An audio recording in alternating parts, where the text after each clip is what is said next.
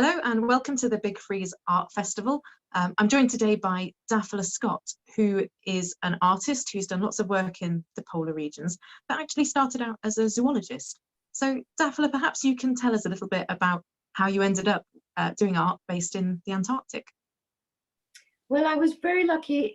Back in 2011, I was asked to be the artist in residence for the Friends of the Scott Polar Research Institute.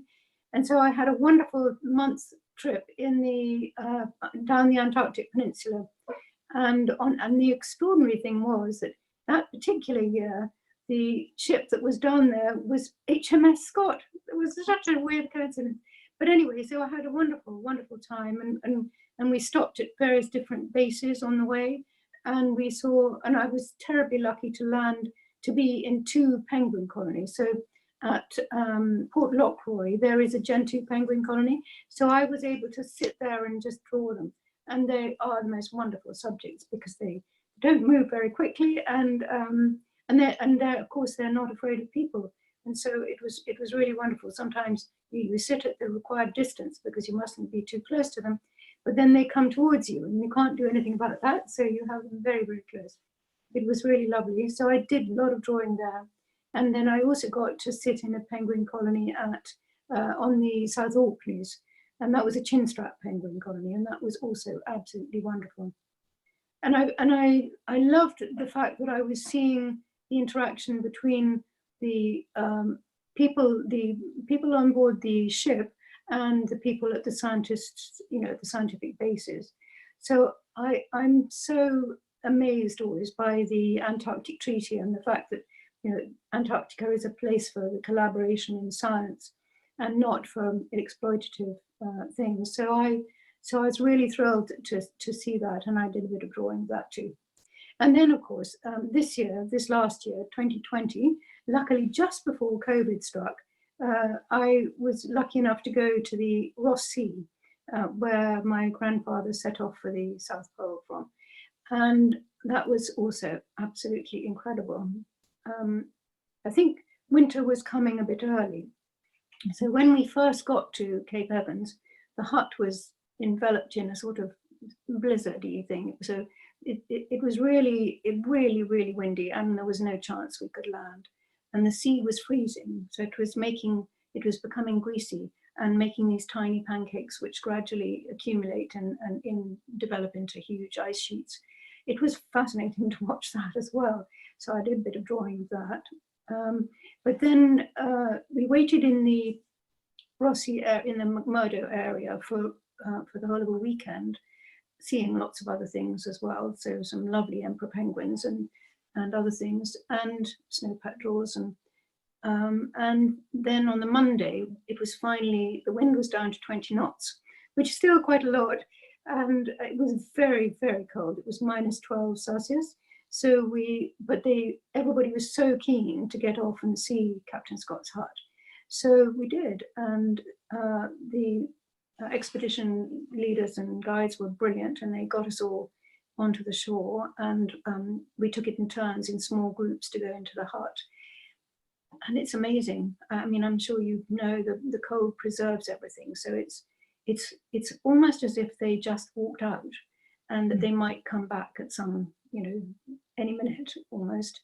So it's fascinating. You see my grandfather's compartment where he worked and sat, and you see Herbert Ponting's dark room, and you see the biologist Edward Nelson's test tubes and all the things, and the amazing kitchen area where there are lots of different pots and pans and everything. And then there are the stables outside, which we went to see.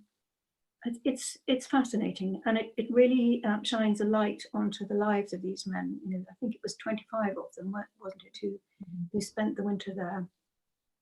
So 2 winters anyway. It was really fascinating, and I hope that for other people too it will.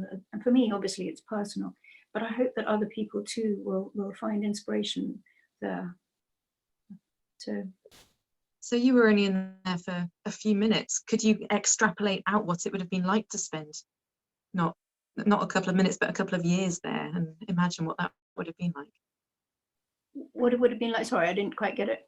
So you were only inside the hut for a few moments, but the men that were there for a couple of years. Were you able to imagine what it would have been like to be there for that Yes, length? no. So I have read some of their descriptions, and so I think it was Cherry Garrard who said that it was really warm, and they had the gramophone on, and everybody was happy. I think they had some great times. They obviously worked very hard, so they got everything organized for the expeditions that they were going to make out. But they obviously had some very good times. They sang, and they organized events, and I think Edward Wilson gave them sketching classes, and they cut each other's hair. And I think it was a good community. From everything that I've read, it sounded like a good community. And I don't think it's real, really, but you could almost feel there were good vibrations in the building. Yeah. And it's quite big. It's about it's 50 feet long, and it's about 25 feet wide. So it's not, although it's called a hut, it's actually not that small, and it feels quite spacious inside. It's good. Yeah. I wonder if it would have felt quite so spacious with 25 other people in there. Perhaps not. Yeah. Mm. So you've sent us one of your artworks, which we've got up on screen, and that was made after your recent visit. Now, given that it was -12, I'm imagining that you weren't able to make that in situ. Tell us a little bit about this piece in particular. Yes, it was so cold that I really couldn't draw. I could merely take a few photos, and so this one is done mostly from photos. But it was just so cold, and because it was the wind chill, with the low temperature and the wind blowing so strongly. So I nearly got blown off Windvane Hill. But yeah, it was amazing. And as we came down Windvane Hill, there was a little group of Adelie penguins sheltering behind some crates, molting. That was really lovely to see. So traveling to the polar regions is, for all of our artists, obviously a very important part of what you do. What do you think is so special about actually going to the place? What difference does that make to you as an artist? It makes a massive difference. So being somewhere, and that was the only sad thing about this current trip, was that because it was so windy, and so the sea was so rough, we were only able to land 3 times. And landing really puts you in a place, and you can smell it, and you can feel it all around you, and it is quite different. Being on a ship also is good. As long as you're outside, you can see the landscape. It's slightly at a distance, but being there means you can see the proper colors, and you can feel the power of the wind, and the awesome power of the elements generally. The temperature and the formations of ice. It's amazing.